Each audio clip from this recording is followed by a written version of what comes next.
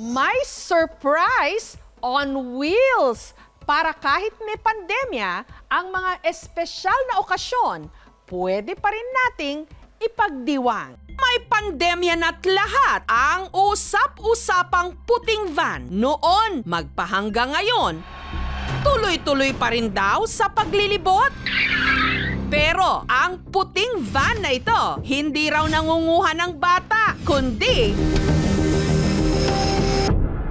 naghahasik ng saya at sorpresa. Ang isa sa mga nabiktima, na sorpresa, si Nanay Simeona mula sa Nueva Ecija. Ilan taong ka na po ngayon? 72. 72 ang laman ng car, 72,000. Ang matanda, parang naka-jackpot sa game show. Nakatanggap ng 72,000 pesos cold cash na nakasalansan sa bouquet ng bulaklak. Padala ito sa kanya ng kanyang anak na OFW na si Jane para sa kanyang 72nd birthday. Bilang pasasalamat po sa kanya, sa lahat po ng ginawa niyang kabutihan po sa akin, simula po nung maliit po, sa pag-aaruga niya po sa akin. Happy birthday! Meron din siyang gatas, fruit basket, chocolates at cakes. How sweet! So kahit wala po sila ma'am, naging bahagi pa rin sila ng iyong napaka-espesyal na kaarawan. Gusto ko kasing i-surprise si nanay. Sa Facebook lang daw nakita ni Jane ang ganitong paandar na inakala niya raw nung una, scam. Payment first daw kasi ang scheme. Pinag-isipan ko po talaga siyang mabuti kasi malaking halaga po kasi yung bibitawan kong pera. Ang ginastos niya lahat para rito, 109,000 pesos. Pero sulit naman daw, lalo pat napasaya niya ang pinakamamahal niyang ina. Nagtitinda lang siya ng pandesal ang maliit. Kanya laki sa hirap yung anak ko ngayon. Kanya. Ngayon hindi ko alam na nagawa niya yung ganito. Kasaya na birthday ko anak. Kanya dito ako naiiyak. Kahit pa paano naaalala ako. Anak, salamat sa mga binigay na regalo. Ito na yung pinakamasayang birthday ko na hindi ko makakalimutan.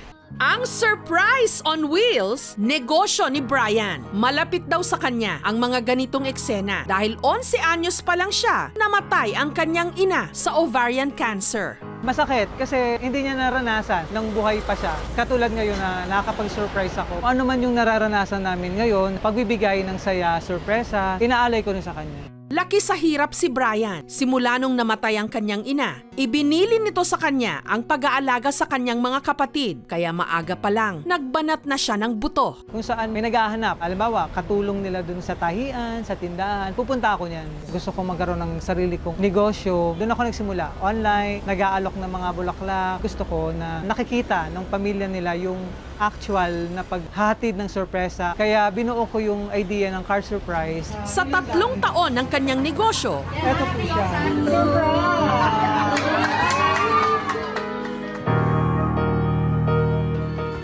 meron na raw nahimatay sa tuwa.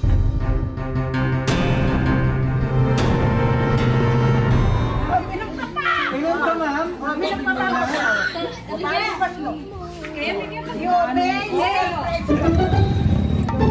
Pero meron ding nagalit. Dito na kasi ma'am yung supply, baka gusto mo na makita. Ako? Opo. Hindi ko ako nakausap ko at wala akong nakausap na kahit na sino. I-check lang natin ma'am, pag please. Ba't po may ganito pa?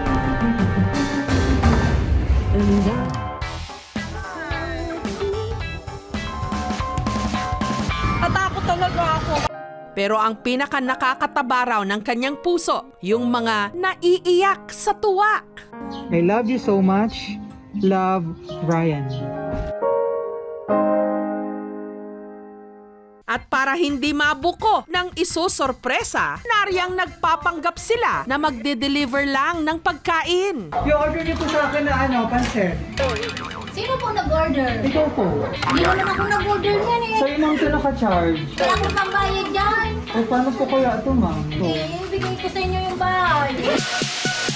Surprise! May babayaran daw po utang? Oo ma'am. O kaya naniningil ng utang. Hindi ko alam yan. Labas tayo. Hindi na kayo, tapos na kayo.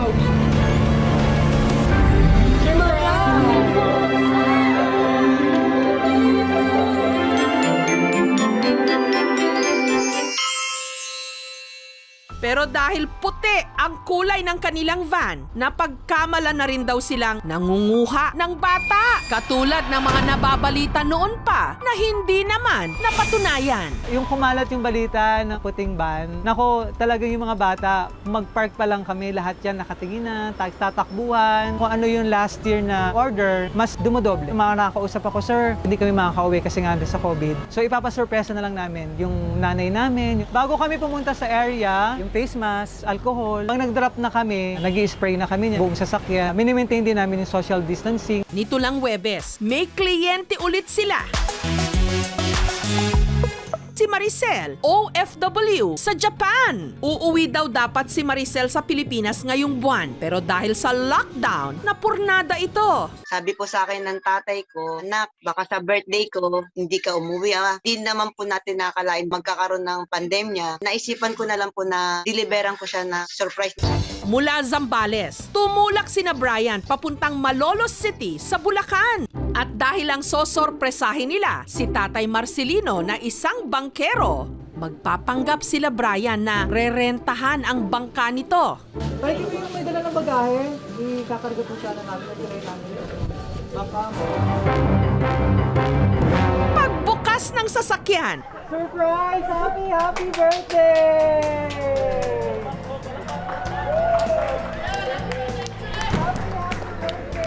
Salamat po. tumambad kay Tatay ang sorpresa. Happy birthday! Salamat. Maray kong nagdaang birthday. Hindi na lang ganitong nagbigay sa akin yung anak ko. For the first time po, ngayon ko lang po nakita ang tatay ko umiiyak. Ilan taong ka na po ngayon? 72. 72 ang laman ng cash, 72,000. Napakahalaga talaga ng pamilya para sa ating mga Pilipino. Kaya saan man mahantong ang ilan, Surprise! hindi balakid ang distansya para maipadama pa rin ang pagmamahal sa isa't isa. Surprise! Happy birthday! Naniniwala ako na ang buhay is punong-puno ng sorpresa. Masaya na ako nakakapagpasaya ng mga kababayan natin.